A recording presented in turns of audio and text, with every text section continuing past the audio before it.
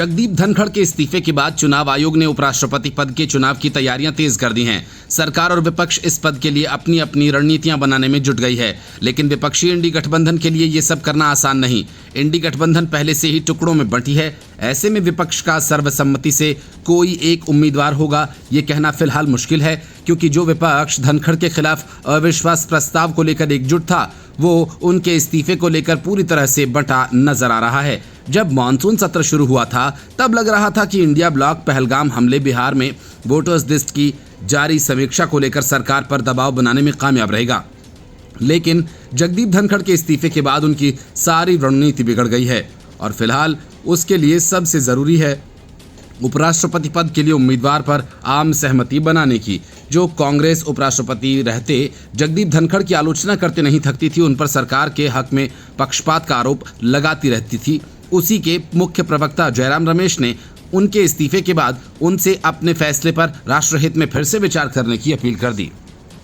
उन्होंने इसे उनके किसान परिवार से होने की भी दलील दी, लेकिन कांग्रेस में ही कुछ ऐसे लोग भी हैं जो इसे रमेश का निजी विचार बताकर इस विषय से पल्ला झाड़ने की कोशिश कर रहे हैं। कांग्रेस की सहयोगी उद्धव ठाकरे तो जयराम रमेश के विचारों से कतई सहमत नहीं है। यही वजह है कि प्रियंका चतुर्वेदी ने इस मामले को उठा दिया, लेकिन समाजवादी पार्टी के अखिलेश यादव को भी जयराम की तरह अब पूर्व उपराष्ट्रपति से बहुत सहानुभूति हो गई है। उनके इस्तीफे पर वो बीजेपी की चुप्पी पर सवाल उठा रहे हैं और शक जता रहे हैं कि बहुत कुछ छिपाया जा रहा है। वही सपा है जो पहले राज्यसभा के सभापति की सख्त विरोधी थी, लेकिन कांग्रेस के लिए चिंता का कारण ममता बनर्जी हैं, जो इस पूरे मामले पर खामोश हैं। अरविंद केजरीवाल, जिन्होंने हाल ही में इंडी गठबंधन से अपना नाता तोड़ लिया, वे अचानक कांग्रेस के करीब दिखने लगे, लेकिन तमिलनाडु की डीएमके कांग्रेस का साथ देने को तैयार नहीं है। सीपीएम इस मामले में न तो खुलकर कांग्रेस के साथ दिख रही है और बीजेपी की आलोचना का मौका भी नहीं छोड़ रही। ऐसे में इस बटे हुए विपक्ष के लिए उपराष्ट्रपति पद का संयुक्त उम्मीदवार चुन पाना आसान नहीं है। वजह कांग्रेस का रवैया है।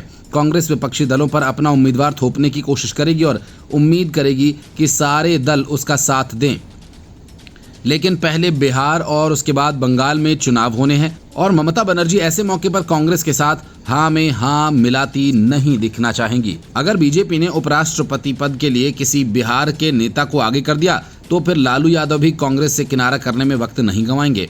पिछली बार उपराष्ट्रपति के उम्मीदवार के तौर पर मार्गरेट अल्वा के नाम पर उससे सहमति नहीं लेने के कांग्रेस के हथकंडे को ममता बनर्जी भूली भी नहीं है। एक तरफ चुनाव आयोग ने कह दिया कि उपराष्ट्रपति के चुनाव की प्रक्रिया वो शुरू कर रहा है और दूसरी तरफ विपक्ष की एकता की चादर तार तार है और माना जा रहा है कि उम्मीदवारों के नाम का ऐलान होने के बाद एकता की दीवार और ढहेगी।